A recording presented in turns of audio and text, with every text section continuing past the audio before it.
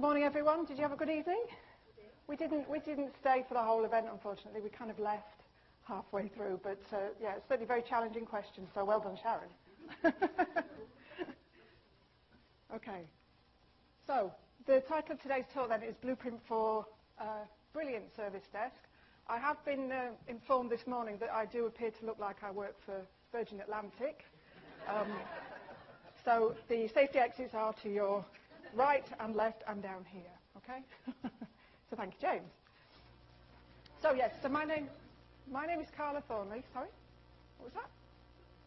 Are you heckling? Okay, right. So yeah, my name is Carla Thornley. I am currently working for the Service Desk Institute, but not so many years ago I was sat where you are sat today. And my first introduction actually to the Service Desk Institute was at a very scary point when I was responsible for a help desk service and could see very clearly that there was an awful lot to be done and wasn't entirely sure how to prioritise work and which things should take precedence over other things. So I did what all good IT professionals do, and I Googled help desk standard, and I came across the Help Desk Institute, which is now the Service Desk Institute.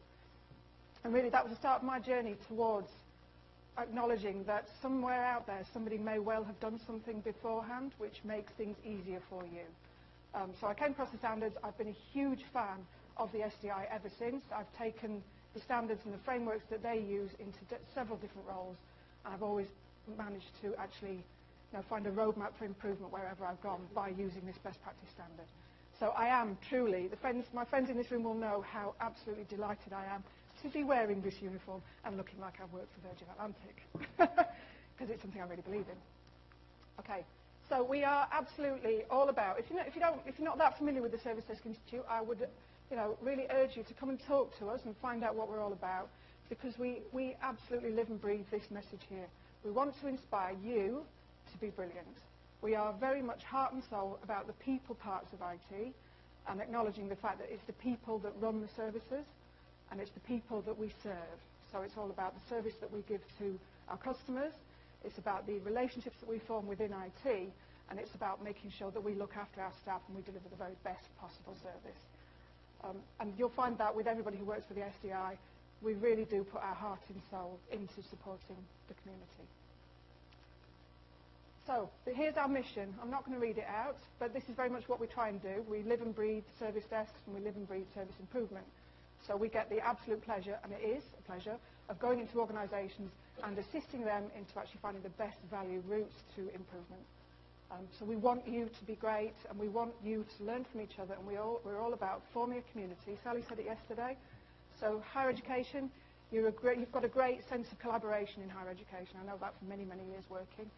We share in each other's successes and very much do learn from each other. Well, the Service Desk Institute is very much doing that as well for IT and for the service desk part of IT. So yeah, we absolutely do believe in creating that community and assisting you to do things in a better way, in a way that maybe you've not thought about, or in a way that maybe other people have tried in the past that does actually work for them. Okay, so you join up with a whole community of people by investing in the SDI. Okay.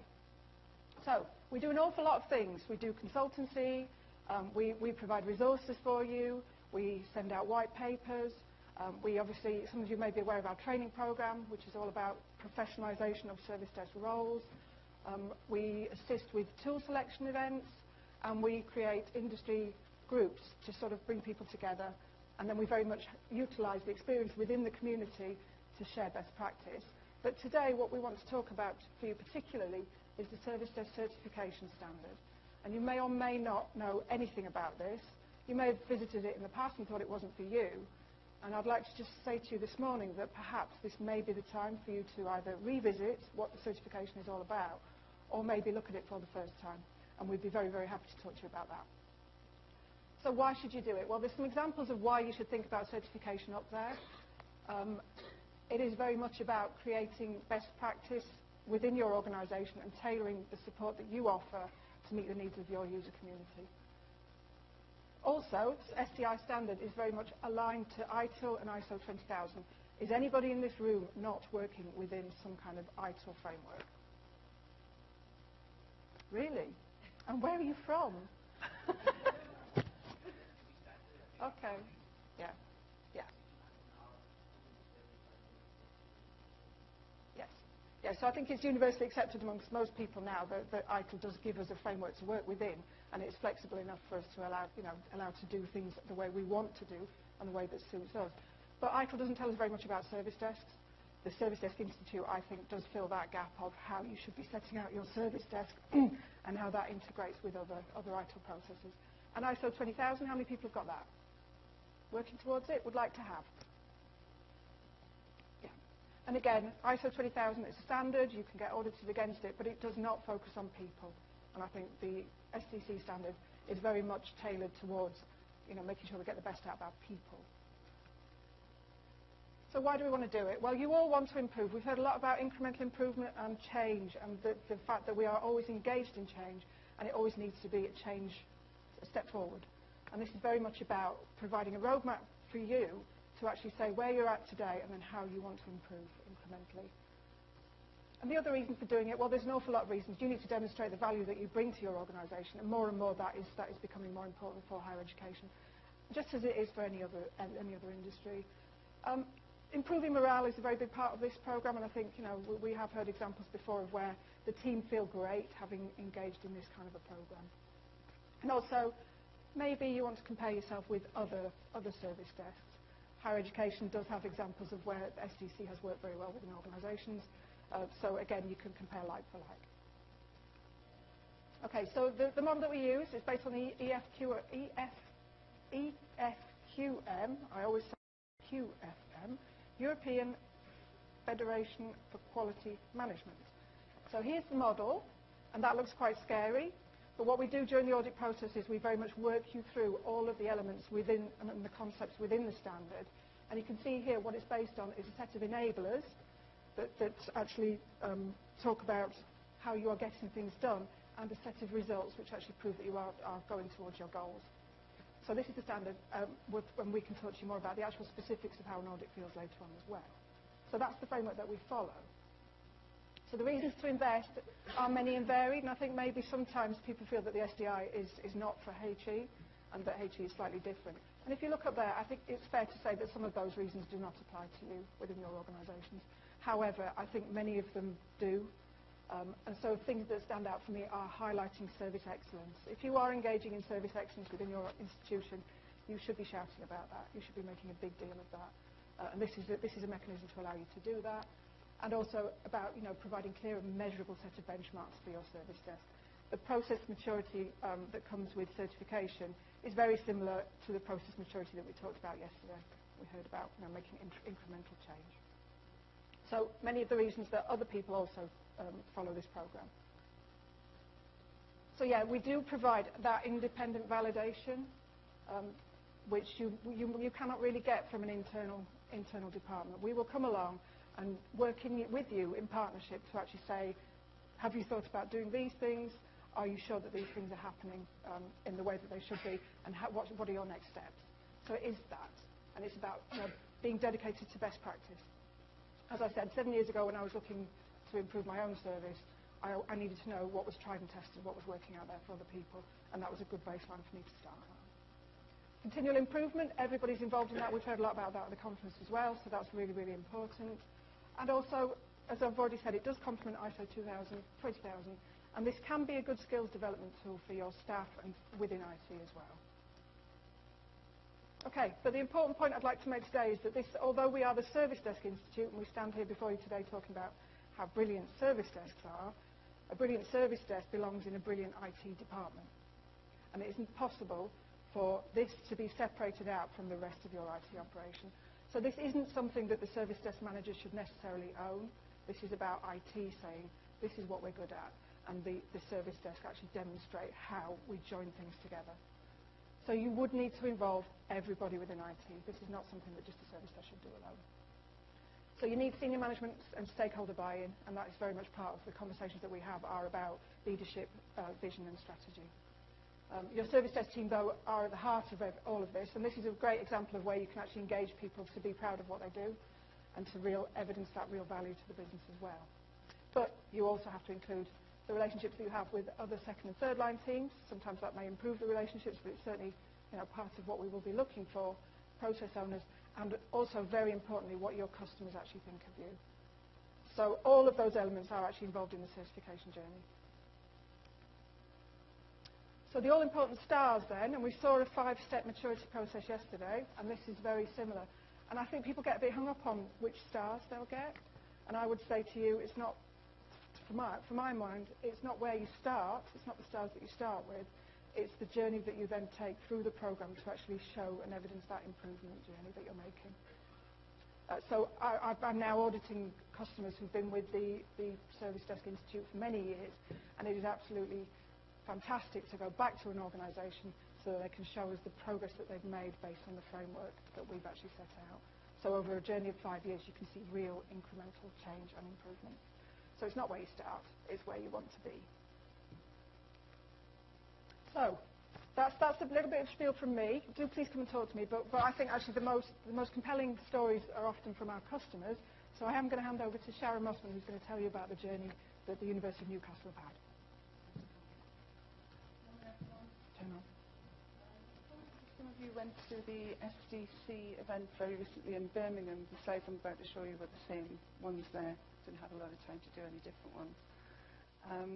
But what I want to talk about is the journey that we made in Newcastle University to do the SDC, and why we didn't have to change business priorities and the improvement priorities that we wanted to make in order to get the certification. So just a little bit of background. I manage 3 teams in Newcastle University. If you saw Dave Churchley's presentation yesterday, Dave was a member of the service process team, and I feel incredibly privileged to have worked with some really brilliant people who helped us to get to where we needed to be.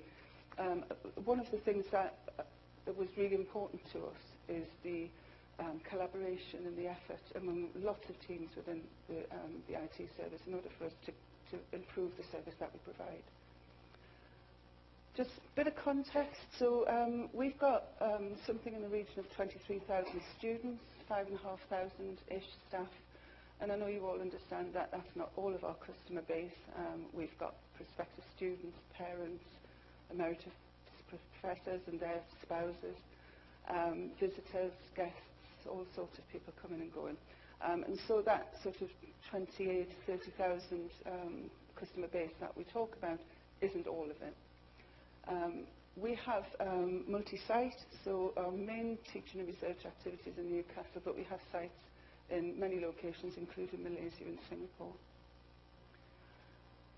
We got quite a high number of contacts, and we're working towards that journey that was talked about yesterday and shifting from email to self-service. But we've got a fairly slow uptake on self-service at the moment, and I'll talk a little bit about that in a little while. Our frontline service team, service desk and cluster room support are around 17 staff, and we do use the out-of-hours service overnight and at weekends.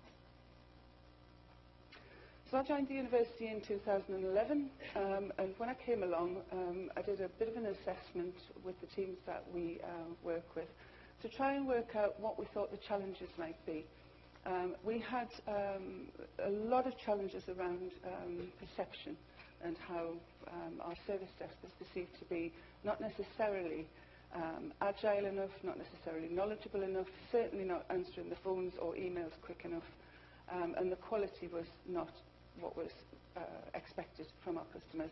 And we therefore had a lot of very poor perception, lots of mumblings in the background, not so much outright complaints, although there were some, but we did have a lot of, oh, well, don't go to the service desk, they're not very good, we will go somewhere else. Part of that was around not having process in place to understand kind of how we prioritise and how we get the flow of the tickets to come through. And part of it was because we had restrictive systems and tools to help us with that. One of those was about the IT service management system that we had at the time, and we had that old story where we had configured it so much to try and please everybody that it was a Frankenstein's monster of something that wasn't really useful to anybody. And we were in a position where we couldn't upgrade it, we couldn't make any changes to it, and we certainly couldn't proceed along our roadmap of improvements to do things like change management, for example, in the tool that we had without making significant changes. So we had to do something about it.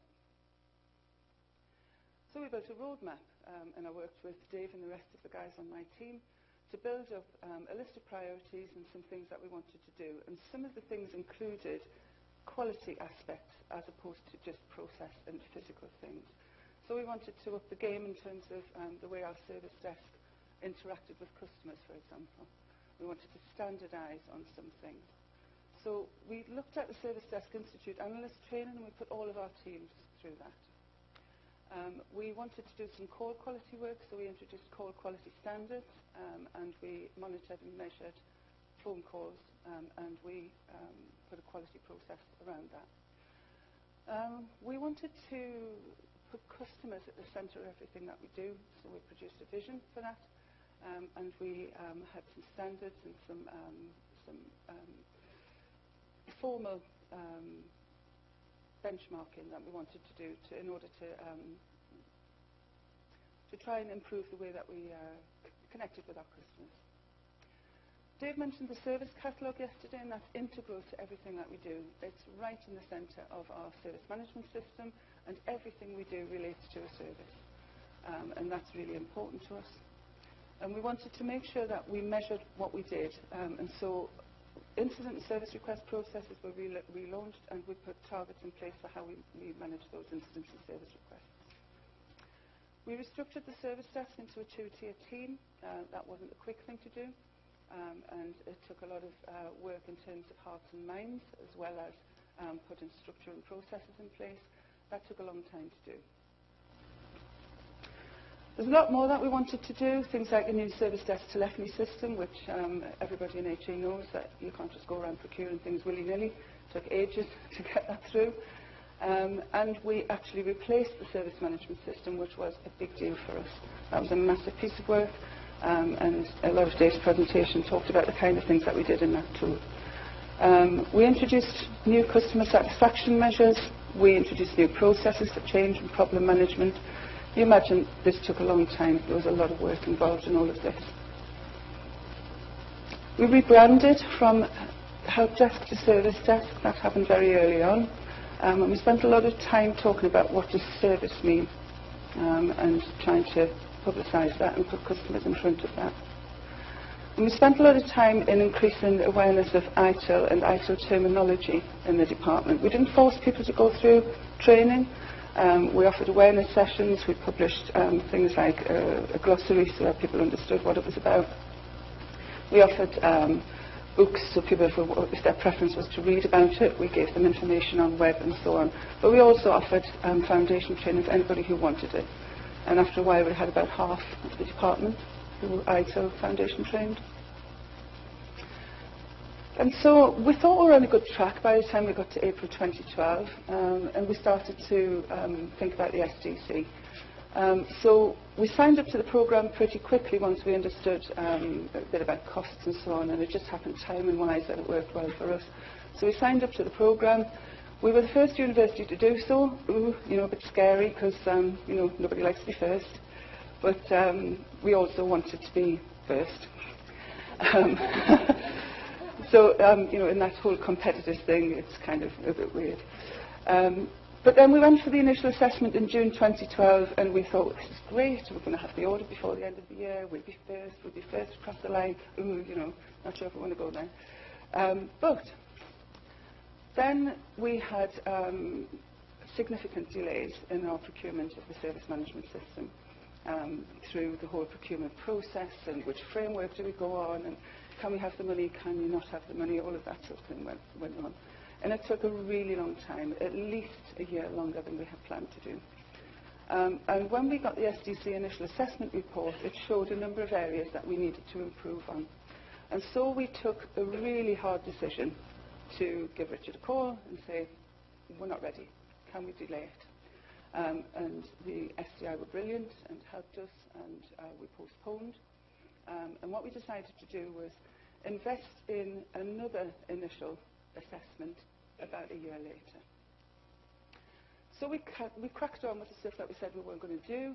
Our new service management system went in, and it went really well.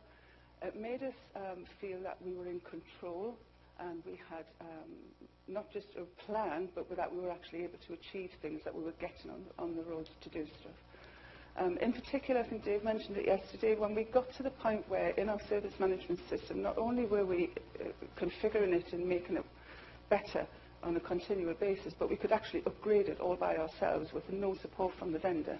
We felt really that we were there, and that was brilliant.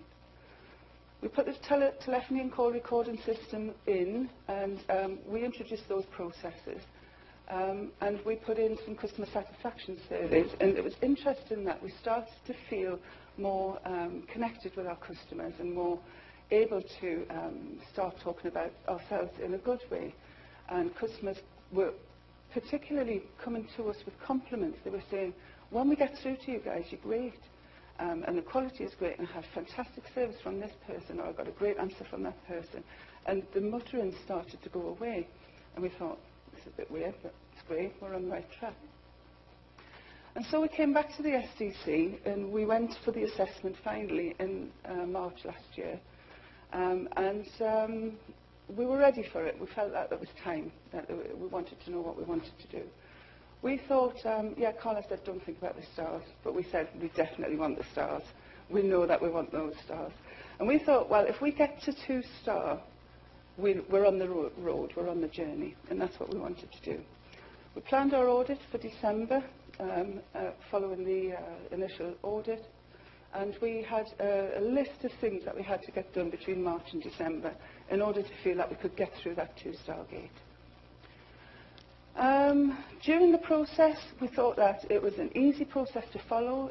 You got lots of good guidance, lots of support. It was brilliant. But you've got to do a lot of work. Let's not pretend that it's the easiest thing in the world. It is a commitment. Plenty of work involved in collating the evidence to provide to the auditors.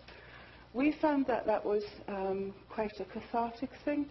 You don't often stop to gather in one place a set of information that shows how good you are at what you do. And we had a number of binders. Sally, you'd have done the same.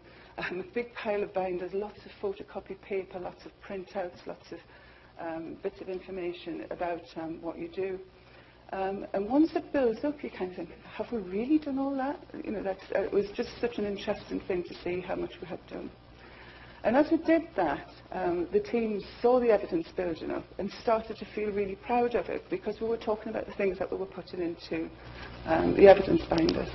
And they kind of reflected on it themselves, and it gave them an opportunity to start to feel really good about what they do.